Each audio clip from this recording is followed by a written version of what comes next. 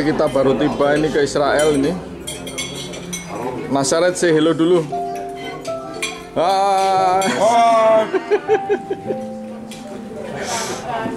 Hebat Nasaret. Kompak hari kali ini grupnya.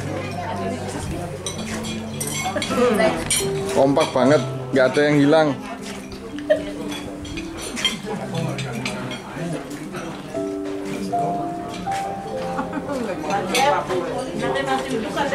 Iya, itu dia yang mau ditanya.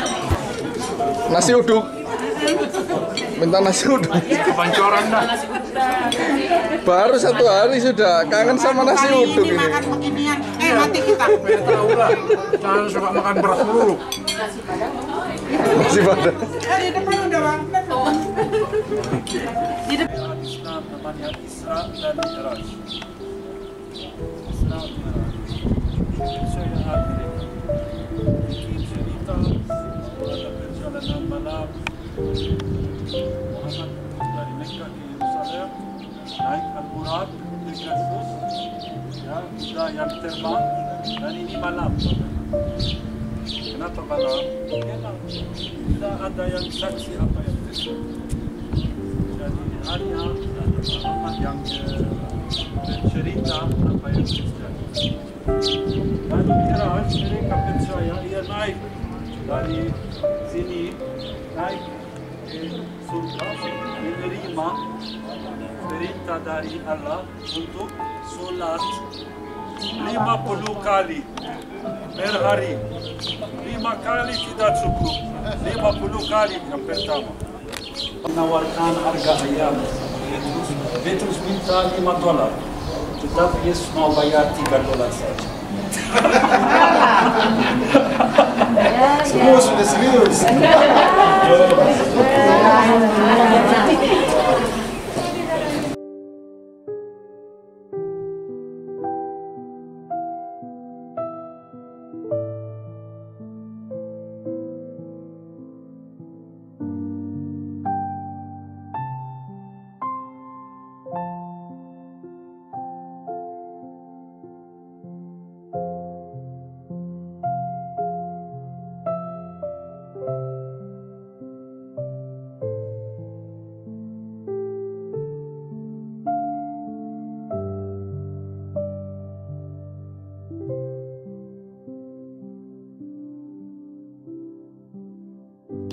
Tetapi dia menyangka Yesus 3 kali nubuat Yesus digenapi. Apa yang Yesus bernubuat di ruang perjamuan terakhir, bahwa ia akan menyangkal dia 3 kali sebelum ayam berkokok, itu terjadi di tempat ini. Ya, Petrus menyangka Yesus 3 kali. Apa itu? Hari Kamis, Yesus dia pergi ke mana? Ke Taman Getsemani. Ini tembok Yerusalem, ya, pojok yang ada di selatan sana. Di belakang ada gereja dengan kubah warna emas. Itu gereja Rusia.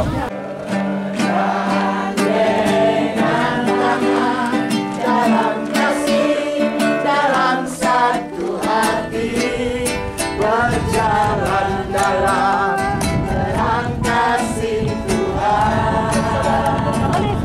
Depan belakang katakan. Kau saudaraku, tiada yang dapat memisahkan kita. Oh, sekali lagi. Kau saudaraku. Amin. Kau saudaraku, tiada yang dapat memisahkan kita. Sekali lagi ya, hari ini kurasa bahagia. Hari ini kurasa bahagia berkumpul bersama saudara seiman. Katakan Tuhan Yesus. Penyakit di domba ini. Dan mereka harus percaya pada siapa untuk beli hewan ini, percaya pada gembala. Jadi gembala dipercayai orang Yahudi yang datang untuk beli hewan ini. Dan kalau mereka memberitakan tentang kelahiran Yesus, pasti mereka akan percaya pada mereka dan berita ini ya benar dan tidak ada bohong. Diletakkan di dalam balungan, ya di sebelah kiri. Tapi balungannya tidak ada, tempatnya ada. Sampai sekarang ada altar di sana, di bawah altar ada lilin, itu tempat balungan. Nanti keluarnya lewat tangga yang ada di sebelah sana.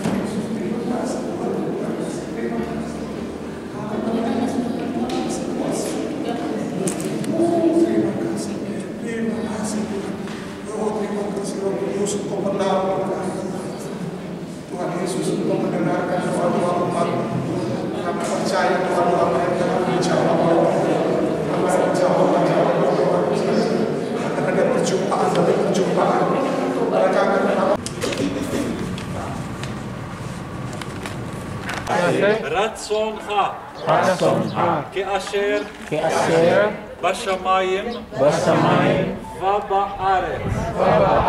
לחמנו תן לנו יום ביומו וצא לנו נשאנו כאשר גם אנחנו נשאנו וחבנו ואל תביא. Anaknya Pak Agung, si Oli, kalau panggil Bapak, entah itu Dedi, Papi, Papa, apapun itu, tapi yang jelas Bapak. Yang berhak memanggil siapa? Anaknya Pak Agung. Sebagai seorang anak dia berhak memanggil, dan sebagai seorang bapak, bapak pun juga harus menjawab ketika anaknya memanggil. Jadi saya mau berkata kepada setiap kita sekali lagi ke Kristus. Ria. Dua-duanya. dua-duanya, pasti dua-duanya. Jadi Bapak Ibu, gereja ini dibangun oleh arsitek Italia. Siapa namanya? Antonio Banderas. Turun. Antonio Carlucci. Bukan Banderas, Carlucci. Artis ya Kak? Artis, ya. Artis, pemain film. Ya, film. Antonio Carlucci, Bapak Ibu, bangun gereja ini. Masih meningat ya bahwa Carlucci ini kalau bangun gereja, dia lakukan hal yang signifikan. Betul?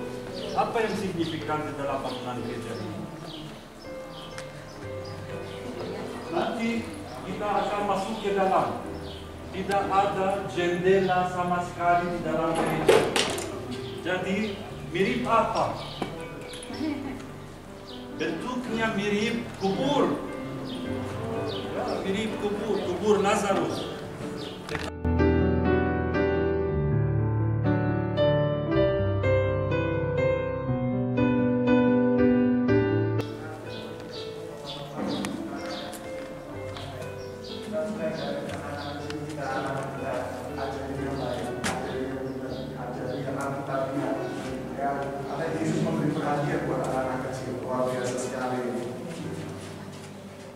Oke Bapak Ibu, sekarang kita mau naik ke atas di kubur Lazarus.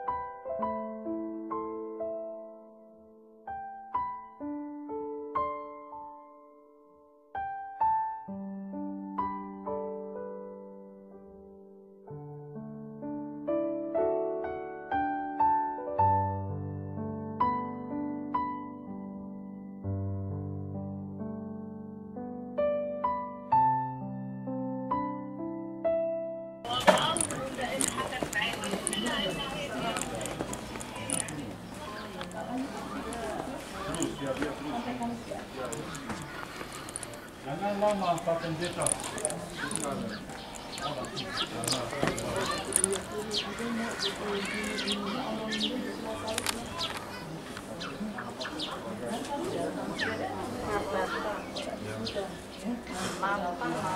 Marta sebelah sana, Yesus mau ini.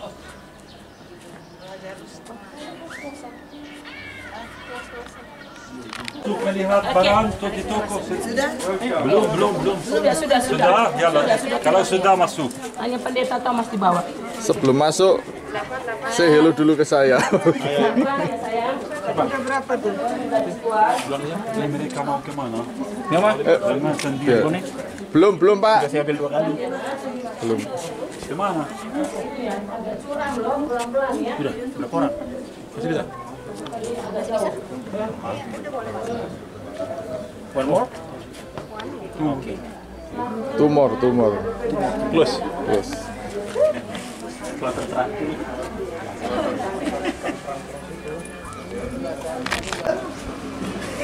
Itu nggak berani. Makan lagi juga tuh. Positif juga. Wih, keras coy. Dalam juga ternyata. Kiri kanan. Oh, ini naiknya susah ini nanti.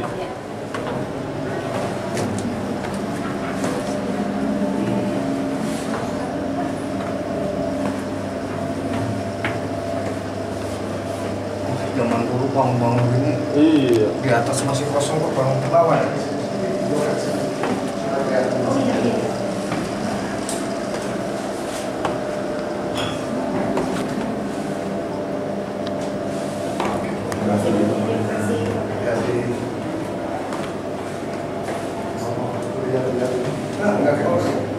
Mana atas harusnya. Masih masuk lagi. Kalau saya mau masuk ke bawah, saya takut nggak bisa keluar sih Pak nanti Pak. Kalau saya takut gak muat. Nah itu di sini besar. Iya di situ besar. Coba deh.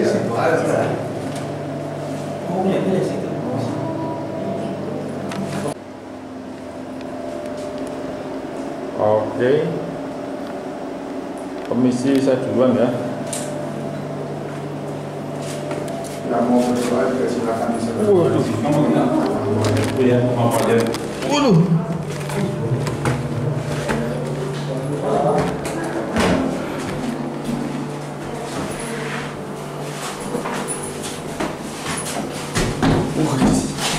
Bisa Pak.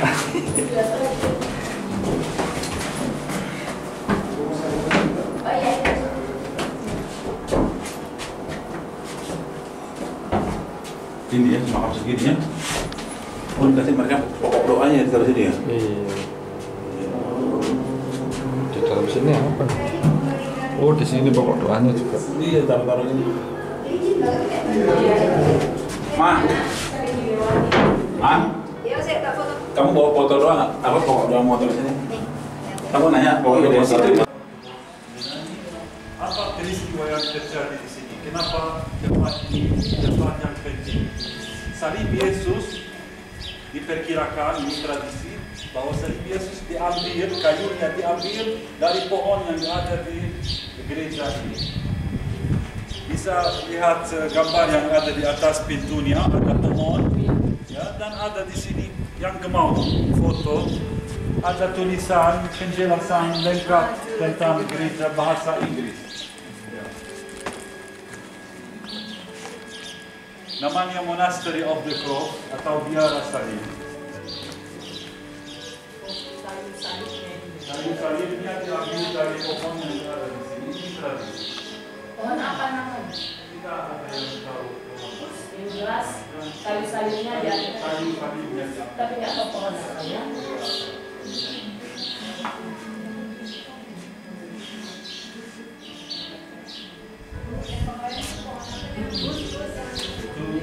Minyak Kristi. Minyak Kristi. Itu durinya. Minyak Kristi. Let's go.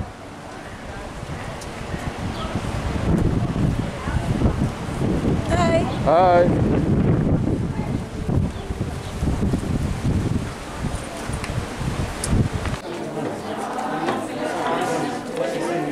Hai Nasaret.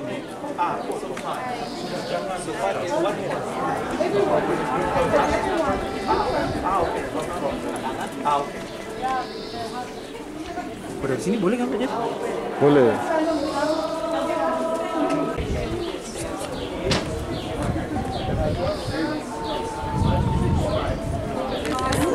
Ping. Sini Bu, sini Bu, sini dua, tuh. Dua, biar bisa foto. Ayo Bu.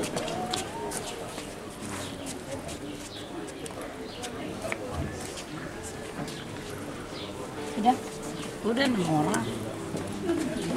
Bu sendiri.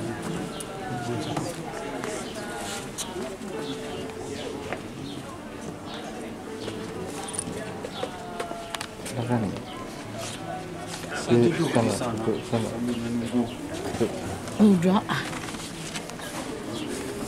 Kita duduk sana katanya. Sini kita Mami.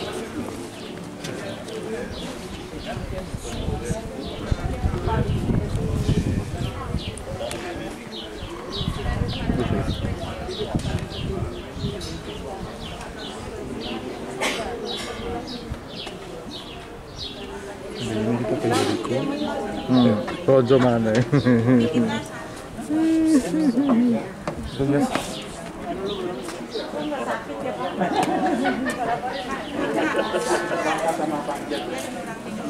Tunggu Bapak aja, Bu. Ibu tunggu Bapak aja. Adiknya foto sama Mami. Pak Agung sama Ibu aja nanti, Pak. Pak Agung sama Ibu aja. Ibu. Ya, Sini, Bu. Lihat sini. Agak mepet.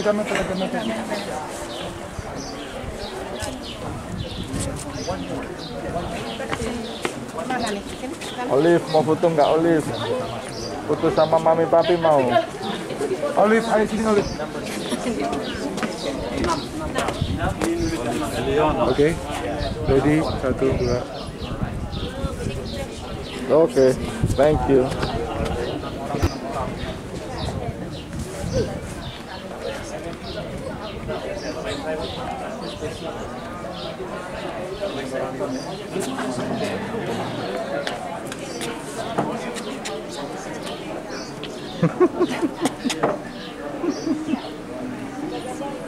Iya.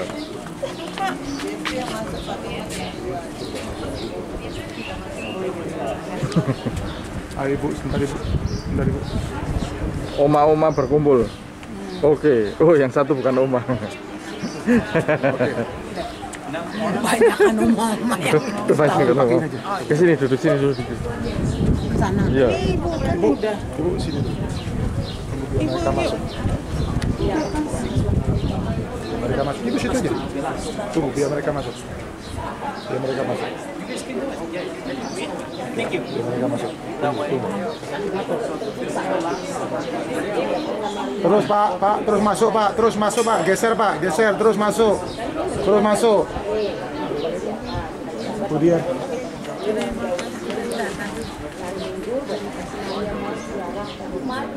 Oke, ayo sapa lagi.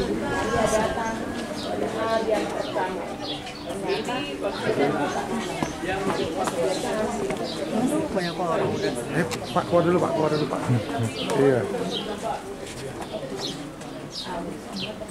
Udah. Belum, tunggu mereka. Ibu sini dulu, ibu sini dulu, Bapak sini dulu, Bapak sini dulu. Bapak sini dulu, Pak. Sana dulu, Pak. Sini dulu yuk. Pak sini dulu, Pak. Pak sini dulu, Pak. Silêncio que estão me ouvindo, você não pode ficar onde que eu estou aqui para tirar foto. Ali você pode, aqui você pode, lá dentro você pode, aí você pode. Yang sudah boleh ikut saya. Di tempat yang spesial, di mana Yesus dikuburkan, Yesus menyerahkan nyawanya, dan saya bersyukur hari ini saya bisa melayani juga dengan orang yang spesial. Haleluya. Amin. Dengan semua orang-orang yang spesial di tempat ini. Halaman 17. Biar bumi bergoncang dan badan berdebar, bukan terbang tinggi bersama, bukan terbang tinggi sekali lagi, bukan terbang tinggi bersama. Indah rencanamu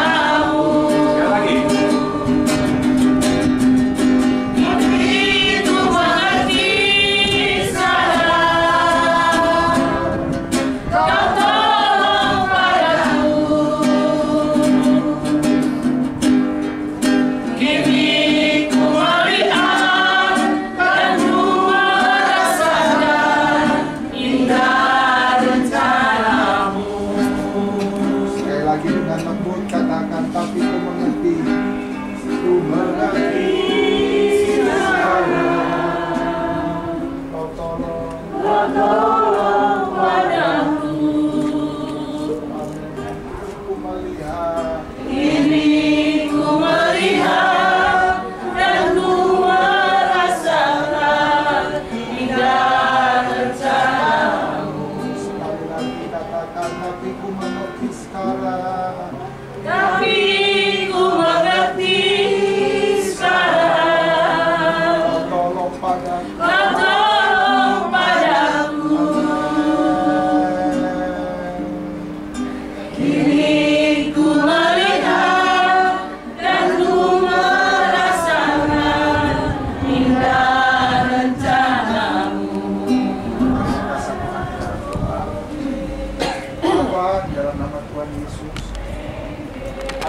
Wah, ya. Sebuah peristiwa penting di dalam iman percaya kita bahwa Yesus menyerahkan nyawanya. Beda antara menyerahkan dengan diambil. Kalau kita, nyawa kita bisa diambil. Siapa yang bisa mengambil nyawa kita? Tentunya sebagai orang yang percaya, Bapa yang bisa mengambil nyawa kita. Amin. Tetapi Yesus bukan diambil nyawanya, tetapi Yesus menyerahkan nyawanya. Kenapa? Karena pada waktu itu Yesus menyadari ketika dia menyerahkan nyawanya, maka akan ada pemulihan besar-besaran terjadi kepada seluruh umat manusia di muka bumi.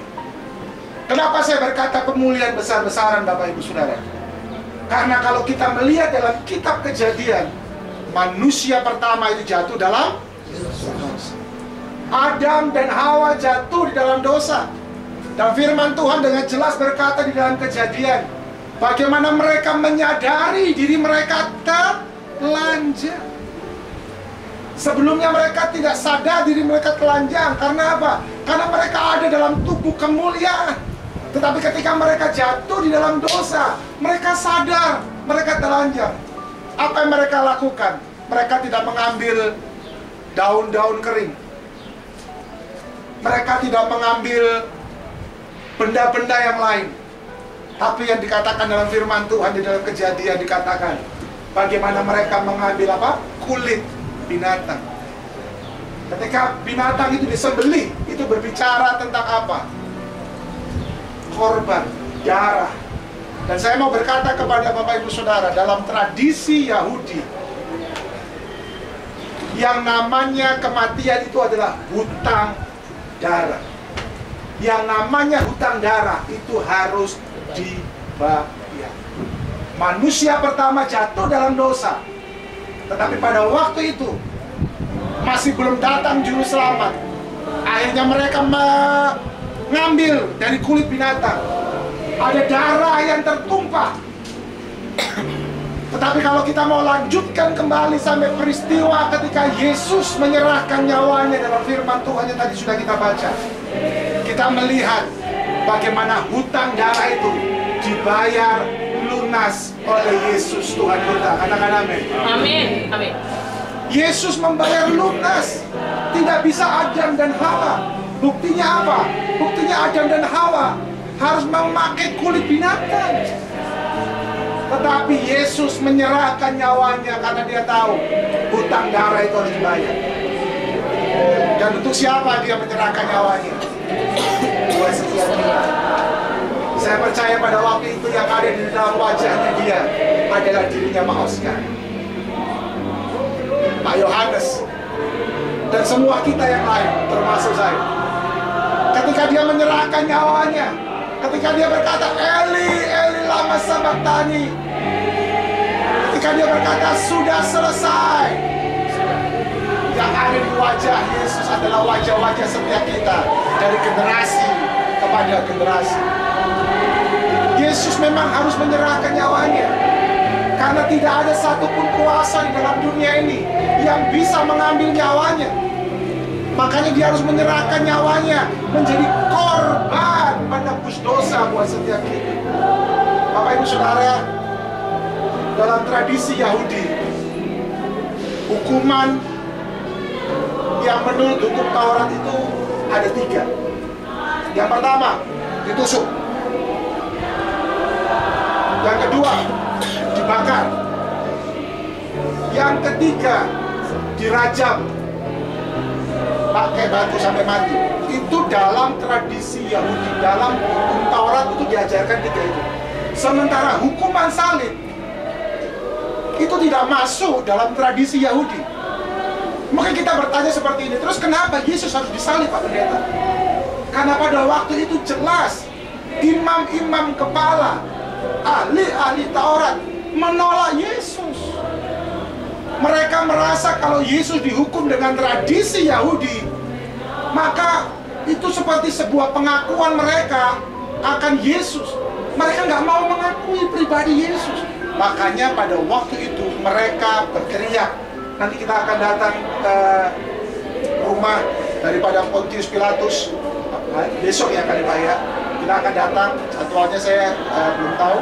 Tapi kita akan datang ke situ. Disitulah orang-orang berteriak, salibkan dia, salibkan dia. Akhirnya Yesus disalibkan. Sementara cara penyaliban ini adalah menurut cara Romawi atau Yunani.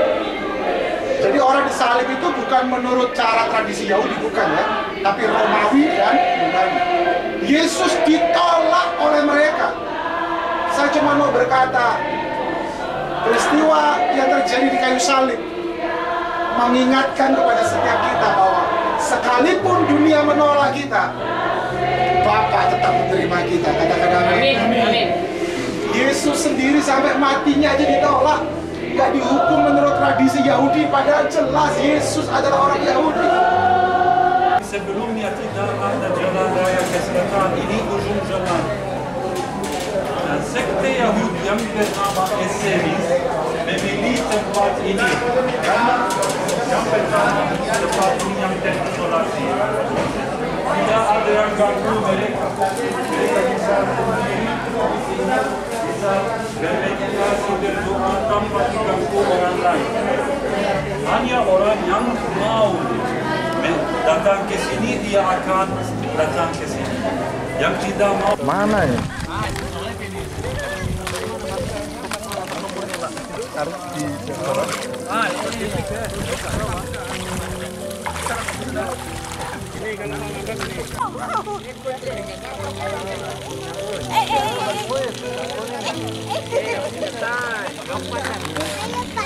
Bilangin Olive Pak, tidak sampai kecemplung, hati-hati ya. Olive nggak boleh kena mata ya, Olive. Tuh, Olive namanya. Airnya nggak boleh kena mata ya. Bapak nggak dalam kok. Kamu pegang nama Bapak, Bapak sini aja. Oh, pakai sendal. Yaudah.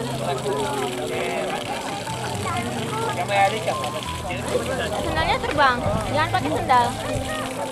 Buang jangan pakai sendal. Sendalnya lepas.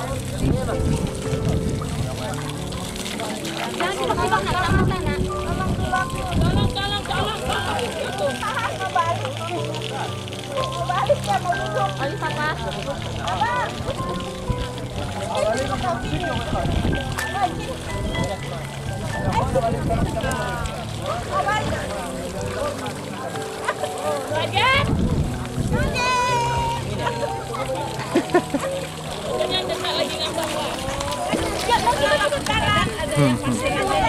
Kenapa?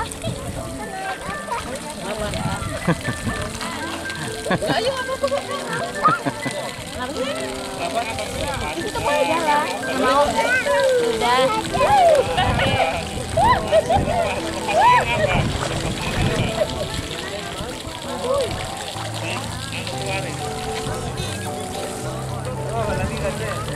Ajak, foto dong.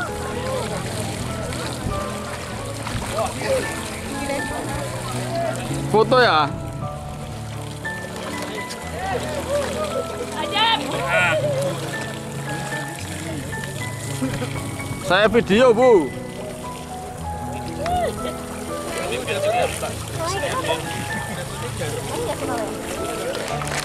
Ada di depan, ada di atas, ada di belakang. Di mana-mana Roh Kudus ada bagi Kristen, orang Kristen. Jadi untuk membuat tanah ini setinggi kubah batu, dia bangun lengkungan. Di atas lengkungan ini lengkungan lain sampai dia membuat plaza ini tinggi. Tapi apa yang terjadi kalau gempa bumi terjadi di negara ini? Langsung ini akan runtuh karena dasarnya tidak kuat. Dan ada perumpamaan yang diberikan oleh Tuhan Yesus, rumah yang dibangun di atas pasir akan runtuh, tapi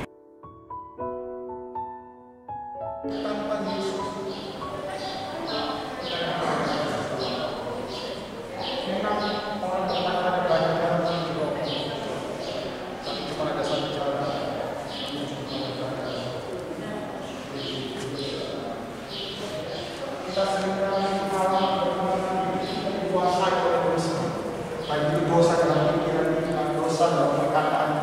dosa dalam kita, mengakui kita dosa di dalam apa yang kita lihat.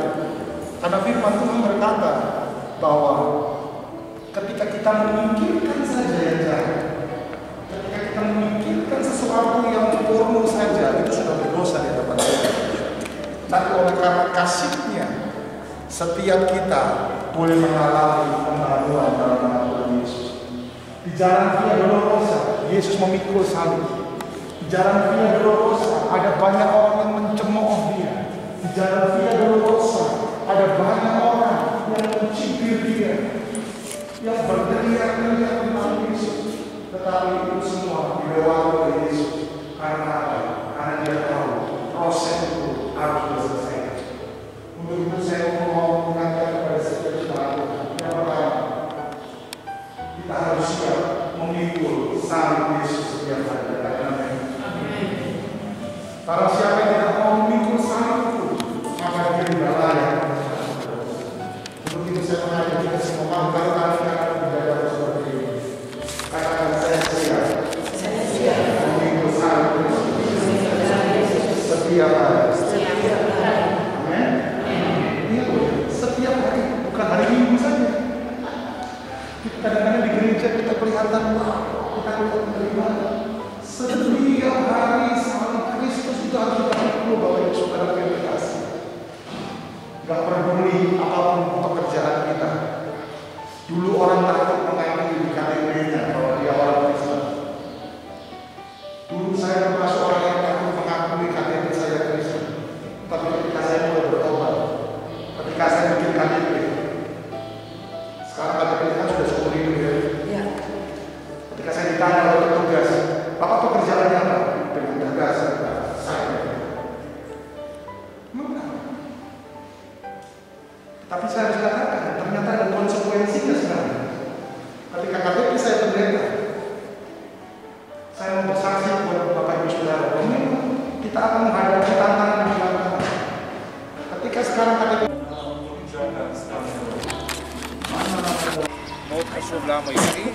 Tembok keretapan di Yerusalem itu nomor 1 di dunia. Kalau di Yerusalem Bapak Ibu, makam Daud yang kedua, tetapi di dunia yang kedua ini bangunan yang namanya Dewa Makpela.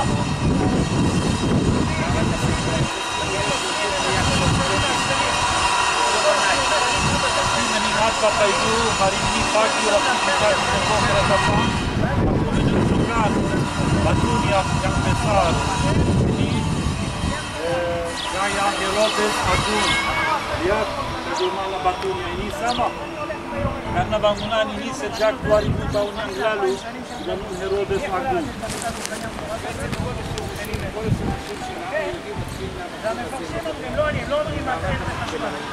Sumber dasar bangsa Yahudi mulai dari tempat ini, dari Gua Makpela.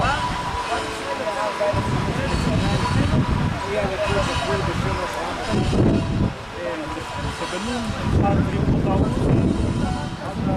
Bapak Abraham yang datang ke tempat ini ya untuk Bapak והוא בעצם מגיע לפה והוא מריח ריח מאוד מאוד טוב והוא מחליט לקנות את המקום הזה.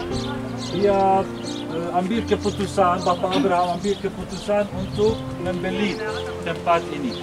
Tapi saat itu Bapak Ibu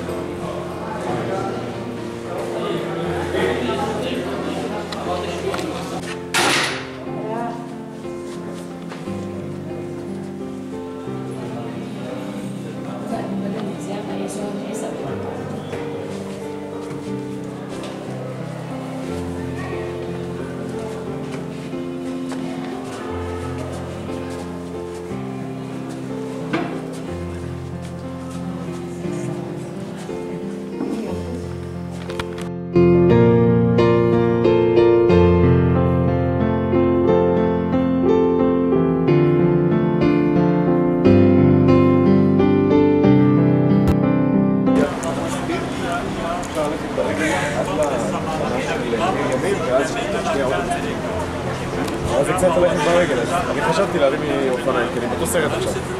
אופניים, תחנת ספיר, תוך כלום זמן בתחנה שלקחתי כאן. לא, אני לא תולדת, זה נכון.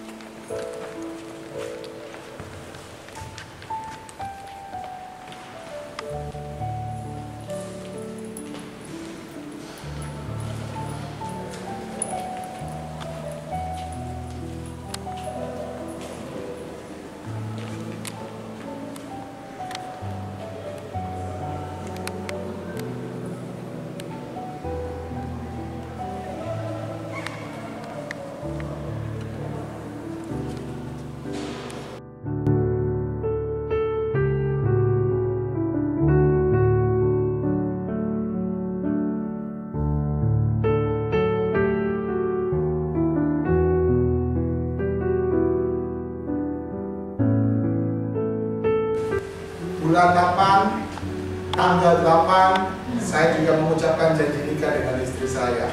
Dan di sini kita kembali diingatkan, karena menurut sebuah penelitian 5 tahun sampai 10 tahun pernikahan pertama itu adalah pernikahan yang rawan. Iya betul.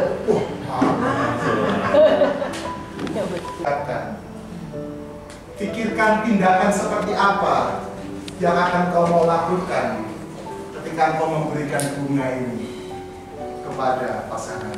Ingatlah 25 tahun yang lalu, 38 tahun yang lalu, 9 tahun yang lalu. Ingatlah janji nikahmu masing-masing. Saya mengajak kita semua memejamkan mata. Boleh saling berhadapan Bapak Ibu Saudara yang di depan ini. Oh, ajarinlah. Mereka mulai pakai bahasa Arab menjalankan mekanisme kerjasama. Sebelumnya mereka pakai semua gereja pakai bahasa Latin. Dan setelah konstitusinya mereka sudah bisa pakai bahasa negara.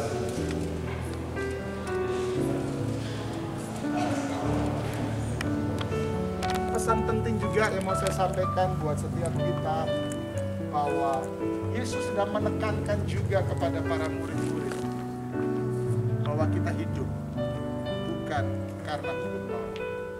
Coba bayangkan kalau kita hidup karena hukum Taurat. Habis. Mata ganti mata itu bisa terjadi. Iyalah. Apakah kita semua sudah merasa layak untuk kita datang ke hadapan Tuhan? Kita masih punya kekurangan. Kalau kita hidup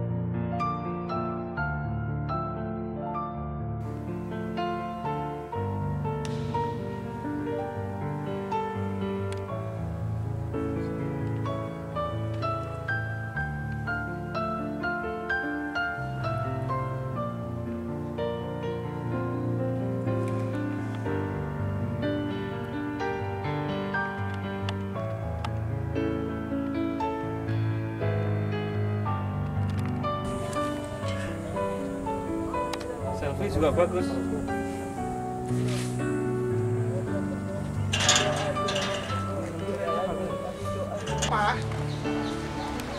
Mereka hanya disiramin air.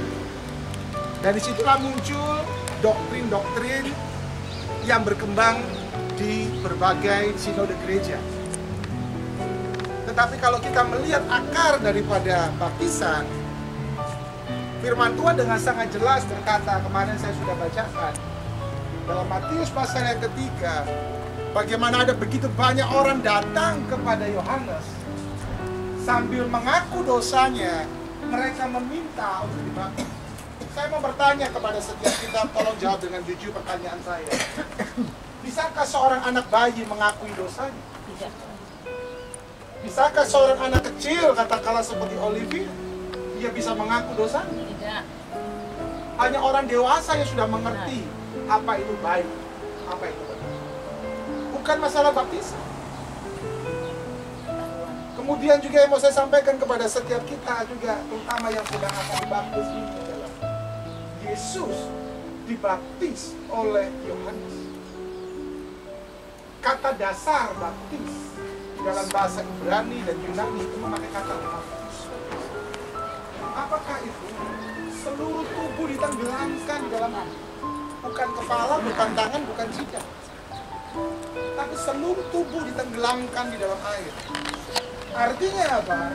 Manusia lama kita itu ditenggelamkan dan kita bangkit seperti Yesus bangkit dari kematian. Kita mengenakan manusia yang baru.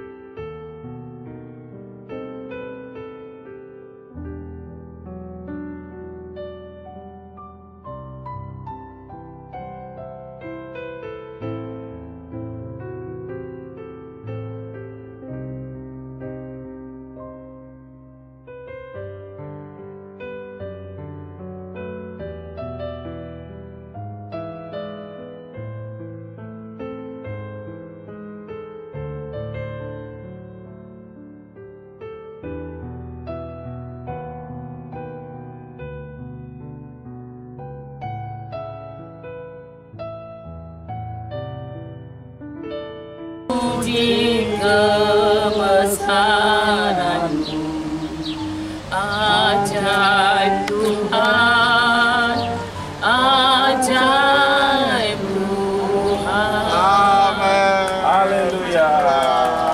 Udah lewat ya? Bapa Kau Raja atas semesta.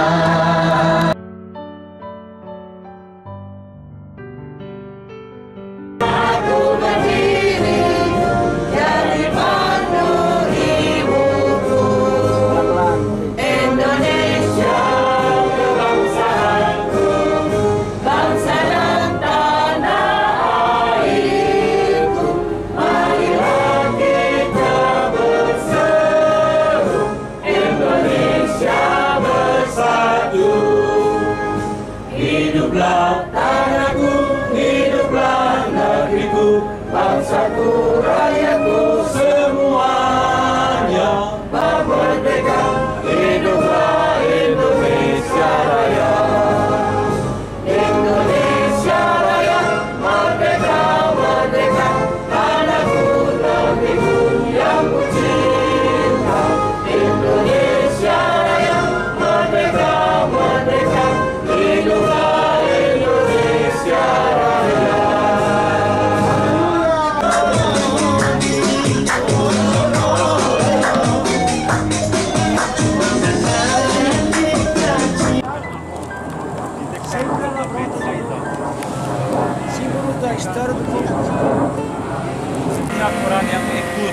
nama Tuhan Yesus.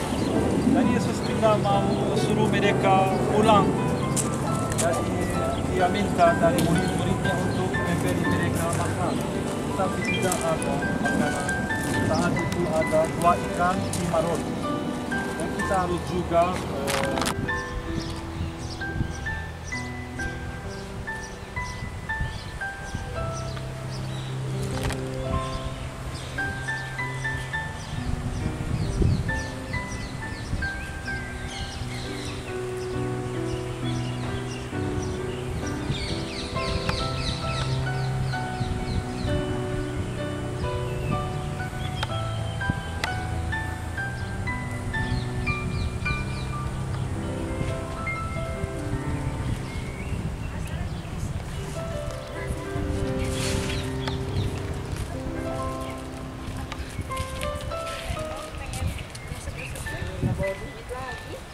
gambar duit.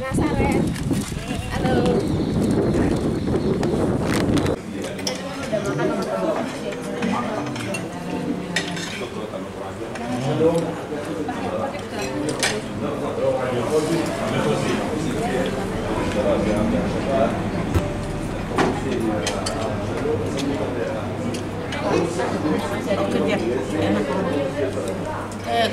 Cepat kau Jeproy. Hah? Kurang cepat. Kurang cepat sudah habis semua. Udah habis. Nazaret. Nazaret. Nazaret. Oke. Nazaret. Nazaret. Oke.